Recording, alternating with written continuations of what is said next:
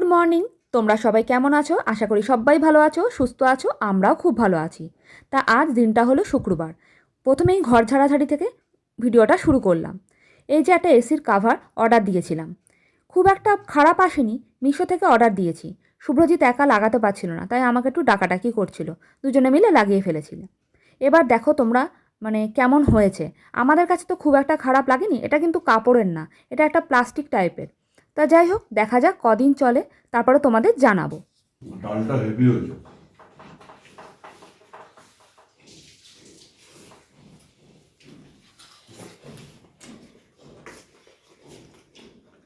মিঠির নিশ্চয়ই ভালো লাগেনি। মিঠি, তোমার কেমন লেগেছে? মিঠি, মিঠি শশাটা বন্ধ করো খাওয়া।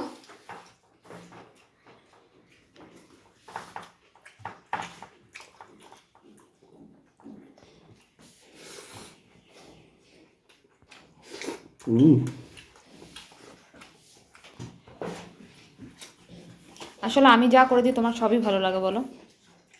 আজকে খাবারগুলো হেভি হয়েছে।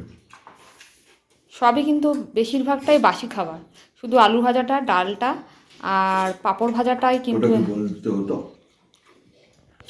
ভাত আর শশাটা শুধু বাসি না। হ্যাঁ, কিছু না, শুধু মাছটা আর পালং শাকটাই করে রেখেছিলাম। পাঁপড়টা তো আজকেই।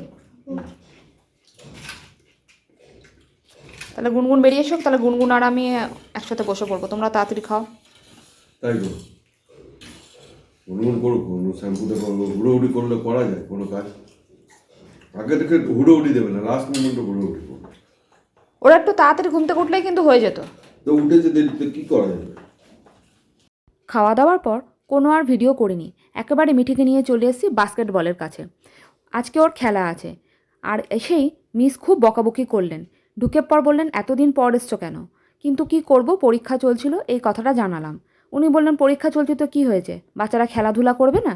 না না, সেজন্য নিয়ে আসিনি না। কারণটা হলো, এখানে খেলাধুলা করে গিয়ে ঘরে গিয়ে এত ক্লান্ত দেখায়, খুবই সত্যি সত্যি কথা বলতে প্রচণ্ড ক্লান্ত হয়ে পড়ে। সেজন্যই বারণ করেছিলাম যেতে। কিন্তু মিস এত বকাবকি করলেন, মনে হয় না আর কামাই করাবো বলে। তা যাই হোক, আমি আর শুভ্রজিৎ চলে এসেছি এখানে ফুচকা খেতে। আমি খাবো না, শুভ্রজিৎই মনে হয় খাবে। এই তো ভাত খেয়ে বেরিয়েছি। দেখতে দেখতে 5টা বাজে। একটু ফুচকা খেয়ে শুভ্রজিৎ আর আমার হাতে অনেক টাইম ছিল, সামনেই ছিল স্পেন্সার। তা ঢুকে পড়লাম কিছু খাবার দাবার কেনার জন্য।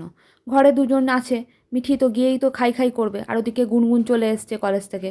কিছু না কিছু তো দিতেই হবে, তাই ভাবলাম এখান থেকে কিছু কিনে নিই। তারপর ওখান থেকে বেরিয়ে এসে আবার মিঠিকে যাব আনতে। এখন তাড়াতাড়ি ছেড়ে দিচ্ছে, 6টার মধ্যেই ছেড়ে দিচ্ছে। একদিকে ভালোই হয়েছে, শীতের বেলা তো খুব তাড়াতাড়ি সন্ধে হয়ে যাচ্ছে। এরপর যে শুভ্রজিতের সময় আছে বলে আমাকে নিয়ে যাবে, কিন্তু শুভ্রজিৎ না থাকলে আবার খুব সমস্যা। তা যাই হোক, আমি আর শুভ্রজিৎ এখানে এসে আবার একটু বসে পড়েছি। মিঠি ওখানে খেলছে, ঠান্ডায় আর কোথাও দাঁড়িয়ে থাকতে ইচ্ছা করছে না। তা যাই হোক, এখানে বসে আছি।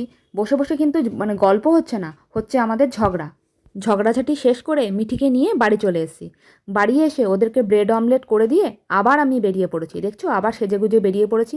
এখন এসছি হলো মিঠিকে, মিঠির বন্ধুর মাদের সাথে একটা মিটিং করতে। মিটিংটা হলো পিকনিকে কি খাবার দাবার হবে, কে কীভাবে যাবে, এই মিটিং করতে।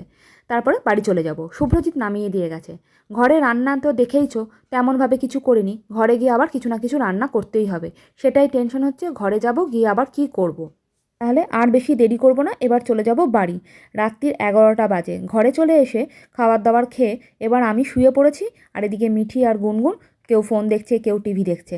তা আজকের জন্য ভিডিওটা এখানেই শেষ করলাম। তোমাদের যদি ভালো লেগে থাকে একটা like, comment, share and subscribe করতে একদম ভুলো না। আর তোমরা সবাই ভালো থেকো, সুস্থ থেকো, সাবধানে থেকো, আর সকলকে ভালো রেখো। এখনকার জন্য টাটা।